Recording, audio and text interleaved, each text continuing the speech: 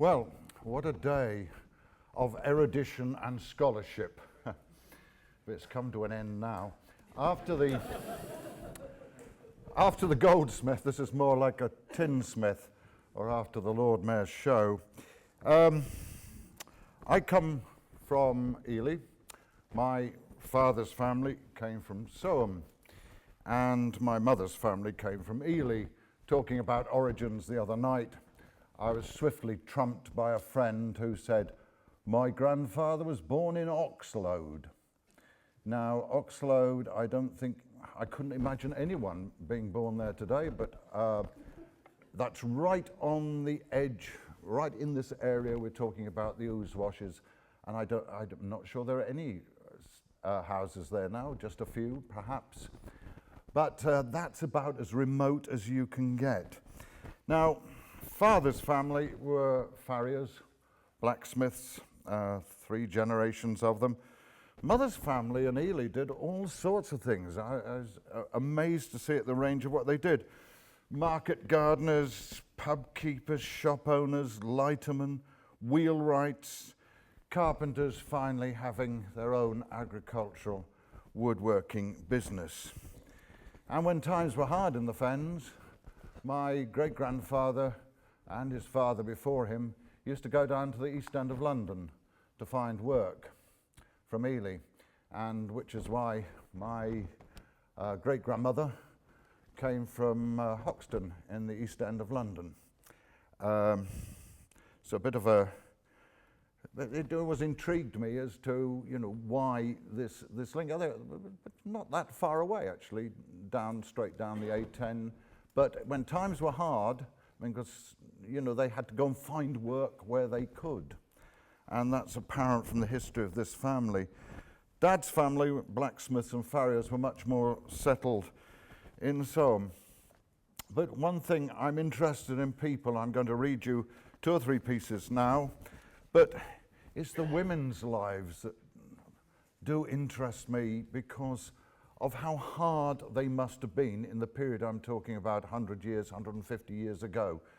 We hear a lot about the men. The men had it reasonably all right. Yes, they worked hard. They suffered from rheumatics or the ague, but they could go down the pub, and afterwards they could come out, throw their cap in the air, say, let's see who's the best man here, and smack their neighbour in the nose and have a good fight to round off the evening, which in Soham was a nice way to round off the evening, and often, well, it still is in some parts of Soham. Sorry about that, Soham. But my great-grandmother had 14 children, and that wasn't uncommon. My grandmother had 8, and then brought up 2 of her oldest son. At one time she had 4 sons, all in the trenches in the First World War.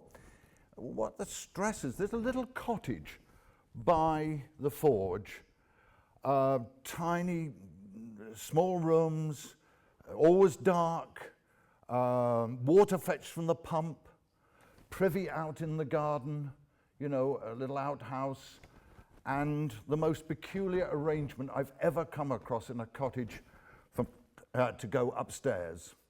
You went up a steep little staircase in the corner of the living room, and as you got up there, you pulled a little drawbridge back down across the stairwell, put it in place, and that was the only way you could get from the front bedroom or so to the rear of the cottage.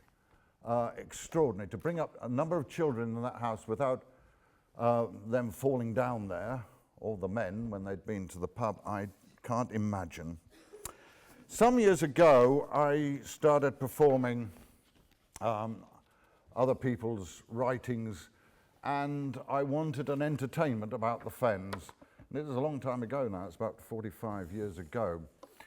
I was desperately looking for different pieces to stitch together to make some sort of entertainment. And eventually, I came across a book called Fenland Chronicle by Sybil Marshall. And I started to read it and thought, yes, this is it. This book talks about, I can hear the voices here. I can do one voice here and another voice. Someone else can read Mum's book because it's in sort of 2 parts. And I thought, I wonder if I'll get permission to use it. So I made contact with Sybil Marshall and met this most amazing force of nature that she was. This incredible woman who, born in Lotting Fen, just north of Ramsey, educationist, writer, novelist in later life. I think she wrote her first novel, a series of novels, when she was 80, beginning then. And she and her husband, Ewart Oakeshott, an incredible source of entertainment and about all manner of things. And I often go back to this book, and I'm going to read you some bits from Sybil Marshall's book, because Sybil deserves to be remembered and the story she tells of her father and mother. So this is about houses and living conditions.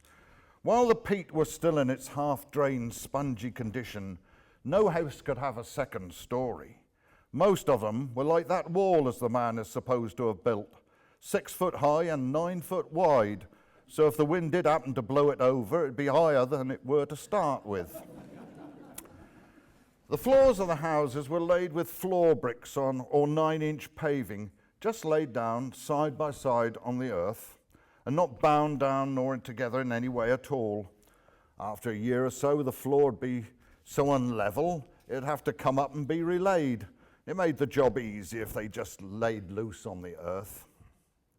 Besides, when there a flood, as there were most years, the space between the tiles made it a lot easier for the water to drain away.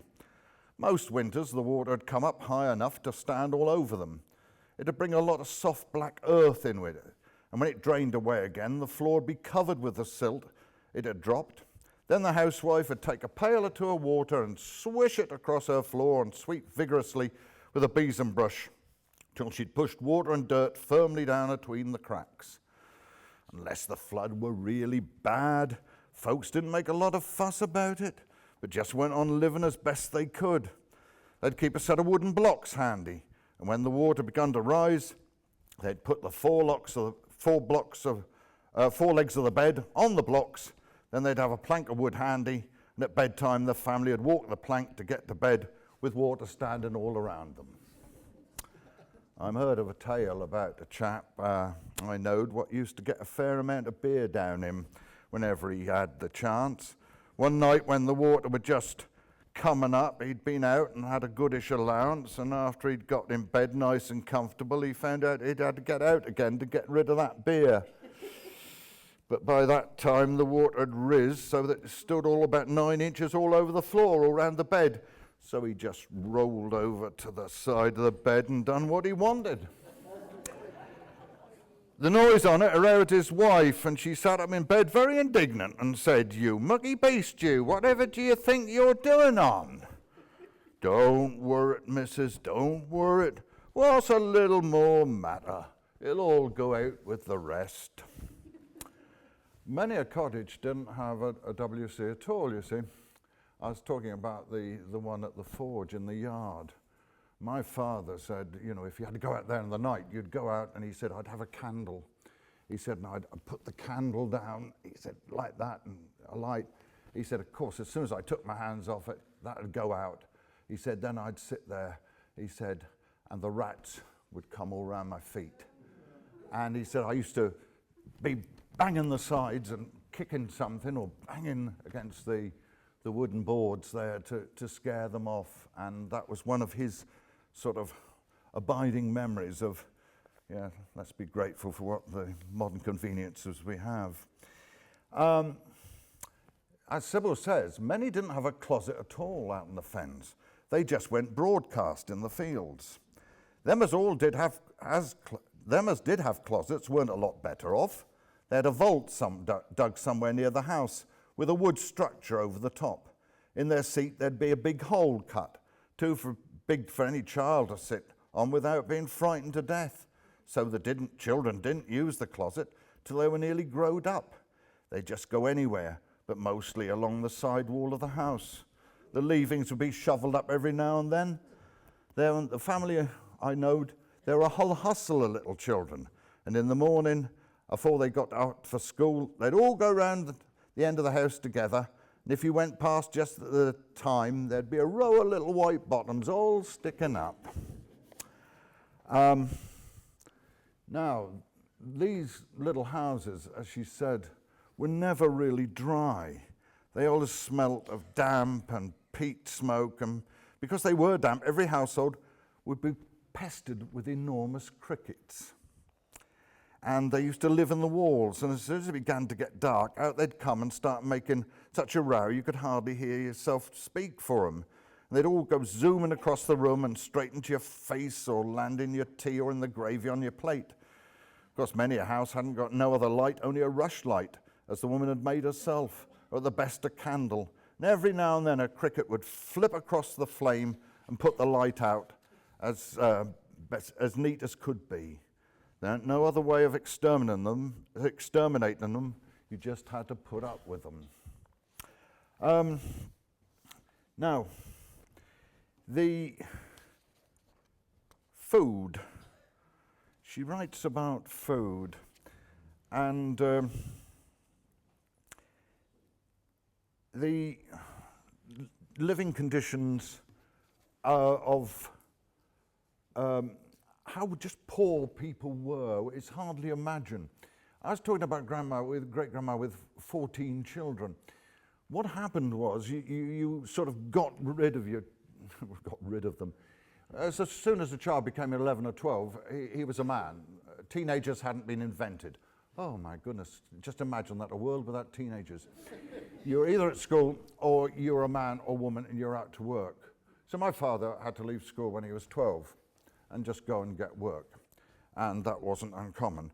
And for a girl, it meant possibly going to service. And the great advantage, if your daughters went into service, was that they'd perhaps go and live in someone else's house, in a big house or something like that. So you had more room for the children. So Sybil writing about cottage life. Most of the cottages only had 2 rooms, so when a couple had as many as 10 children, you can see how packed in they'd be, though of course they weren't likely to be a time when they were all at home together. As soon as the oldest girl got to 11 or 12, they'd be packed off to service and out of family like. There'd always be 1 or 2 drowned, or diphtheria or something. Still, there were plenty as did rear all the children, and they had to manage in 2 rooms somehow or other. They'd make a joke about it if they could. You hear tales about how and so used to pack their children into bed like sardines, packed into a tin, alternate head to foot. This was really done, and most mothers who had a lot of little ones would make the bed sideways to get more in, till they got too tall to go across the bed. Then they'd have to squeeze another bed in somehow. The bedroom was always full of beds. There was nothing else in it at all, only a tin box to put old clothes in and set the candle on. The rest of the clothes were kept in a chest of drawers in the house place. There were another joke about a couple that's had so many children. They used to put them to bed one at a time till they went to sleep. Then they'd take them out of bed and stand them in a corner in a bundle.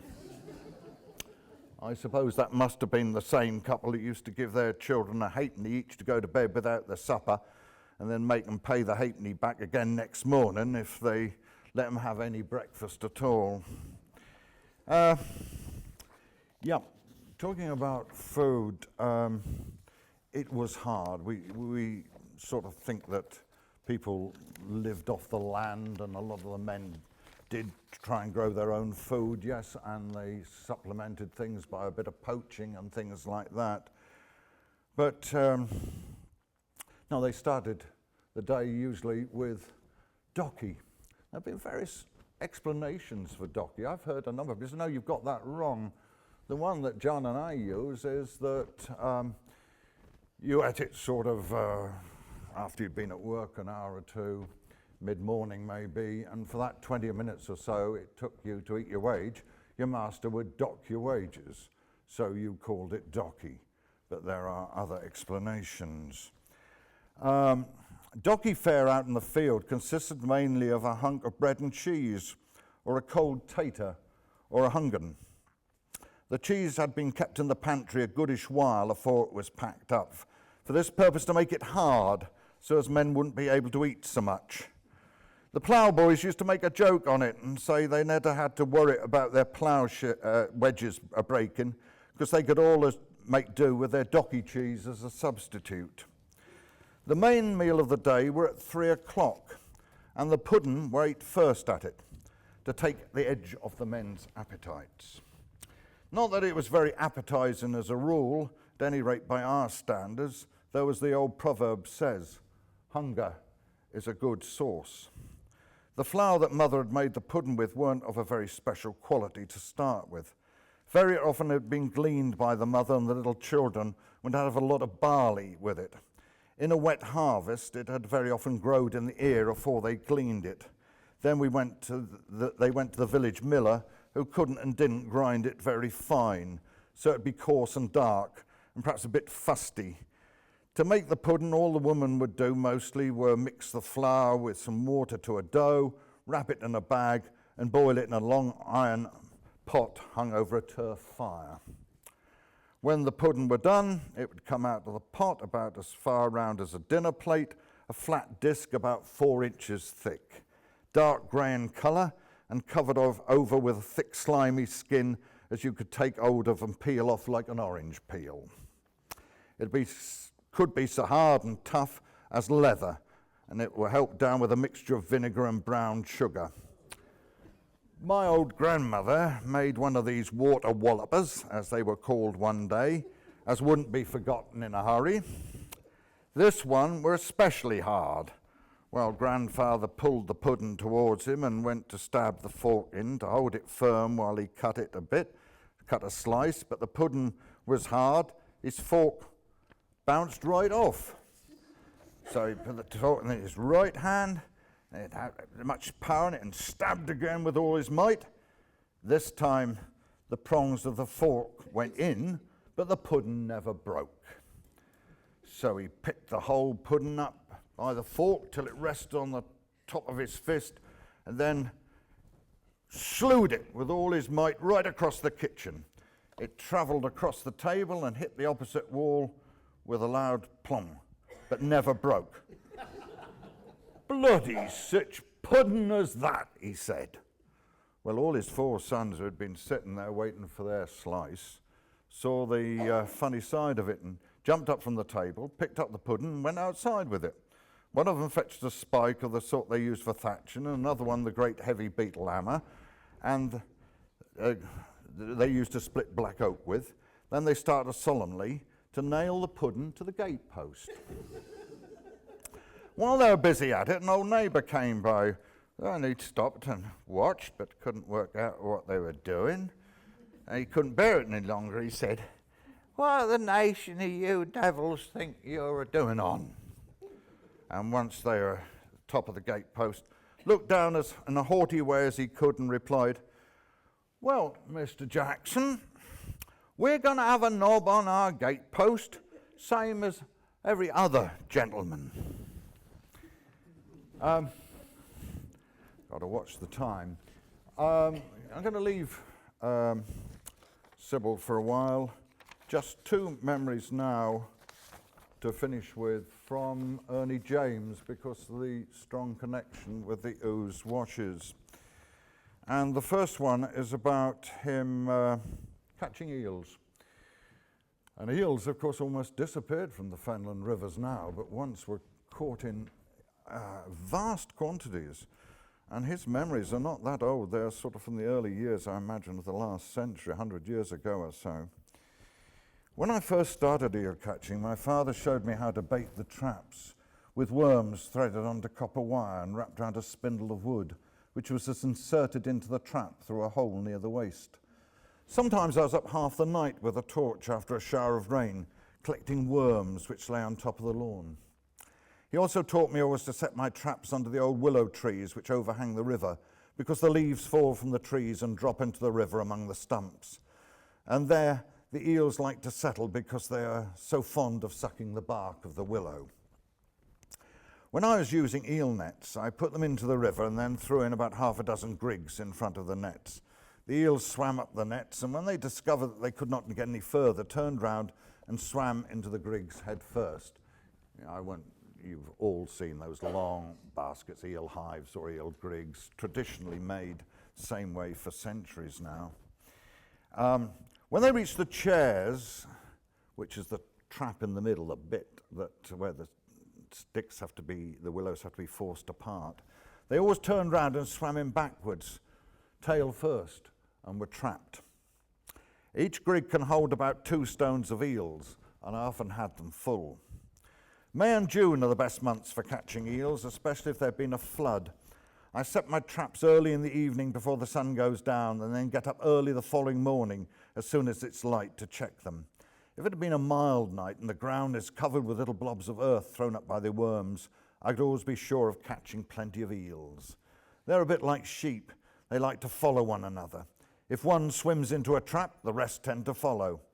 Sometimes I used to catch up to 40 stones of eels at a time, but no one else knew I was catching unless they were up and about when I was taking the eels out. That was unlikely because it was often about 4 o'clock in the morning when most people were still in bed. There's nothing like being up at that time in the morning for seeing birds on their nests, otters fishing, and above all, breathing in that lovely, sweet-smelling fresh air. If it was a wet day, I could not do any other work. I would go out in my boat with my glaive, a spear-like instrument with 4 or 5 fangs fixed onto a long pole. I'd keep stabbing the glaive repeatedly into the bed of the river in the hope of spearing a nest of eels. If I struck lucky, I caught the eels between the fangs of the glaive and hauled them into the boat, where I had a wooden box with a piece of wood nailed across the middle. I stuck the fangs of the glaive into the piece of wood and twisted them so the eels dropped into the box below. On a good day, I could catch about 1 stone of eels in an hour. And in the afternoon, I went round the village and sold them to make a little extra money, because in those days, if you did not work, you got no money. I've always enjoyed eel catching. In my younger days, it fitted in well with my other work too, because the eel catching season stretches from April to October, and I was not mole catching, wild fowling, or plover catching during those months. A hard way to earn a life and a hard life. And finish with a little Ernie James story from his book, which he lived on Bedford Bank, Welney. He was born in 1906 and died at the age of 99. And he was also a very prominent skater, as many Fenmen were. We haven't touched on that. What usually happens is that John does a song about skating, I do a piece of reading about skating, so it all works out very neatly. So if you want to hear John's song about skating, you know where to find it.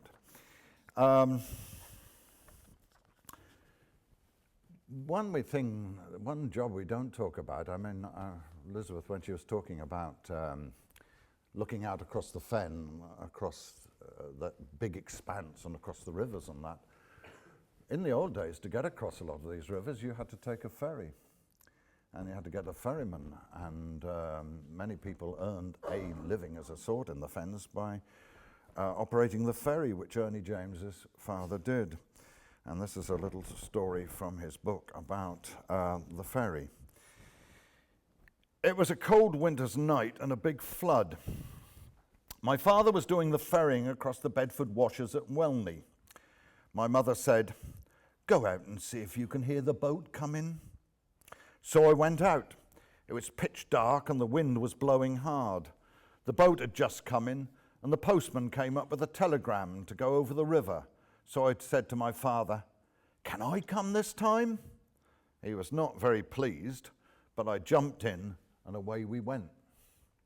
Mother did not know where I'd gone and I had no coat on. Well, the postman had to go 3 miles with the message, so we went to wait at the pub, where I think Father had been a lot of the day. Well, it kept getting rougher, so they said we might have another pint until the wind dropped. We stayed till 10 and the wind was still as strong as ever. Old Will Kent came to the boat with a lantern and tried to get my father to stop till the morning. But he just rammed the oar through the lantern and said, "You dazzle my eyes. I shan't see anything now." So we pushed off. All went well for a time, and then we run into a tree and somehow lost our way. After rowing about and getting a lot of water in the boat, I said something about going the wrong way. My father said, "I'll throw you overboard, you young hound." So I said no more.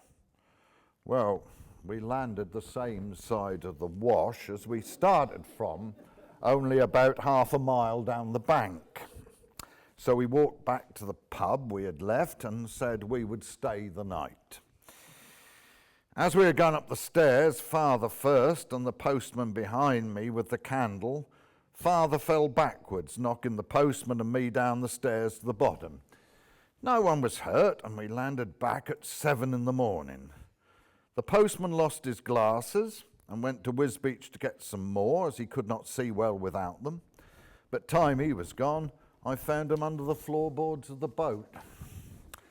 So a little story from Ernie James and a few pieces from the amazing Sybil Marshall. You can still, I suppose, find, if you haven't got a copy of Fenland Chronicle, it remains one of the great accounts of living in this extraordinary part of the world. And there are other collections, of course. Enid Porter collected many of the stories of Barrett and things like that, which are still great stories. And I'm hoping to put together next year a sort of definitive Fen glossary. Well, good luck on that one, because no doubt people will tell me I've missed out all sorts of words and included ones that aren't true Fen words. You don't hear so many of them now, so many of the old expressions as you used to hear. But before they die out altogether, before the Fens change totally, it'd be nice to record some of these things, I think, for future generations and to remind us of what was. And I found today absolutely fascinating, I can say that. I've learnt so much. I kept sitting there thinking, my God, did I get that wrong in that book? Am I going to have to change something, you know? But it makes you think of interpreting them, sometimes things differently. It is a fascinating part of the world.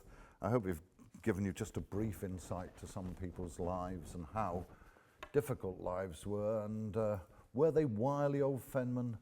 Were they off their skull with opium, as Dr. Lucas would have said, to fight off the ague? I don't know, but I don't know, there might be still a few around somewhere. Anyway, thanks very much.